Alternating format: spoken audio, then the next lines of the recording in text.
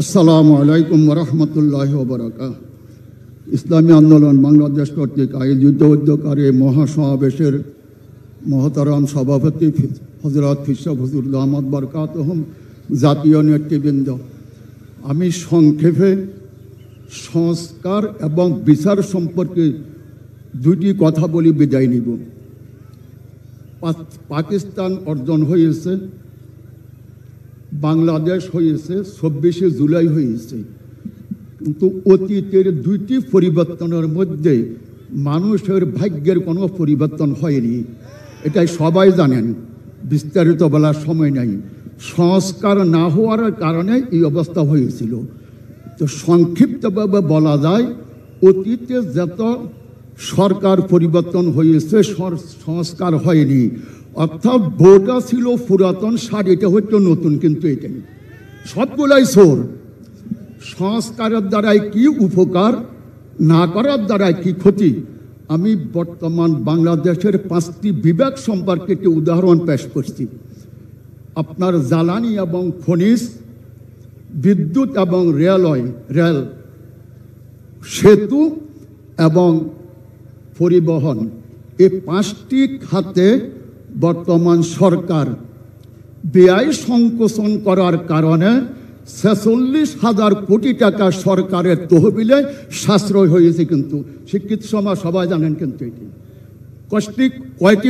কয়টি বিষয়, খনিজ এবং জ্বালানি, সাথে সাথে রেল এবং কি বিদ্যুৎ, সেতু এবং পরিবহন, এই 3টি খাতের খরচ তো অবশ্য হচ্ছে, কিন্তু ব্যয়টা সংকোচন করার কারণে ৪৬,০০০ কোটি টাকা সরকারের বাঁচিয়েছে এবং সাশ্রয় হয়েছে। এটাই আমার কথা না, দেখেন আপনারা লাভ কি হয়েছে। এই সরকার বাংলাদেশের বিদ্যুৎ সেক্টরে ঘাটতি দেওয়ার কারণে বিদেশিরা বিদ্যুতের ঘাটতি পূরণ করতে গিয়ে যে পরিমাণ আমাদেরকে ঋণ দিয়েছে, এই 5টি বিষয়ের ঘাটতি পূরণের কারণে আর ব্যয় সংকোচন করার কারণে যে ৪৬,০০০ কোটি টাকা সাশ্রয় হয়েছে, এটা দিয়ে বিদ্যুতের সমস্ত ঘাটতি পূরণ করা সম্ভব। কিন্তু সুতরাং যতগুলো মন্ত্রণালয় আছে সবগুলোর মধ্যে সংস্কার করেন। ৫০ বছর এই দেশ ভবিষ্যতে চলতে হলে বিদেশ থেকে 10 টাকা লোন নেওয়ার প্রয়োজন পড়বে না, এটা আমি বিশ্বাস করি। এটাই দ্বিতীয়, আমি আর উদাহরণ পেশ করবো না, একটাই বললাম। দ্বিতীয়, আইনের সংস্কার কেন?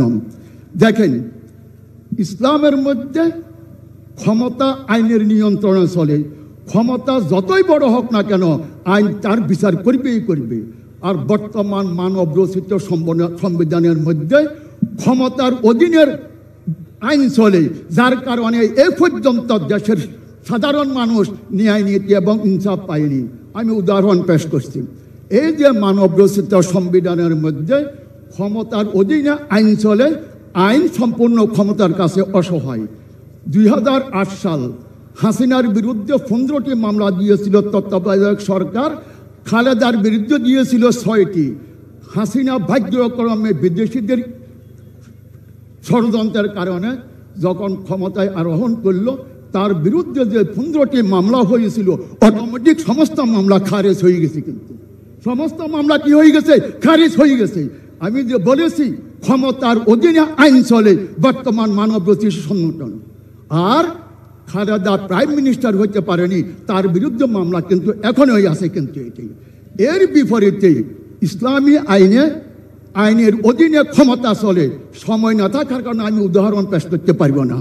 এই জন্যই আমি আপনাদেরকে বলছি, আইনের সংস্কার, নির্বাচনের সংস্কার এবং অর্থনৈতিক সংস্কার ব্যতিরিক্ত যতই ক্ষমতার পরিবর্তন হোক না কেন, কিয়ামত পর্যন্ত এই দেশের মানুষের ভাগ্যের পরিবর্তন হবে না। কিন্তু এটাই এই জন্যই নির্বাচনের সংস্কার, আইনের সংস্কার এবং অর্থনীতির সংস্কার সময় কম হওয়ার কারণে আমি বিস্তারিত বলতে পারিনি, দুটাই উদাহরণ বলেছি। আরেকটি কথা বলি, শেষ করছি। আজকে ভারত আমাদের উপরে ক্ষিপ্ত হয়ে ফুসিন করেছে বিভিন্ন সেক্টরে। ভারতের কাছে আমরা করজোড়ে অনুরোধ করেছি, এই আওয়ামী লীগের হাসিনা সহ যারা এই দেশের সম্পদ চুরি করি, ডাকাতি করি, তোমার দেশে আশ্রয় নিয়েছে, সবগুলোকে এই দেশে ফুসিন করো। কিন্তু আমরা বলি এটাই সবগুলোকে ফুসিন করো। হাসিনা, ওবায়দুল কাদের এবং আওয়ামী লীগের যত সুরসামুট্টা আছে সবগুলোকে বাংলাদেশে ফুসিন করো। সাধারণ মানুষকে ফুসিন করি আমাদের উপরে জুলুম অত্যাচার করবে না। আমি এই কথা বলি বক্তব্য শেষ করছি। আসসালামু আলাইকুম।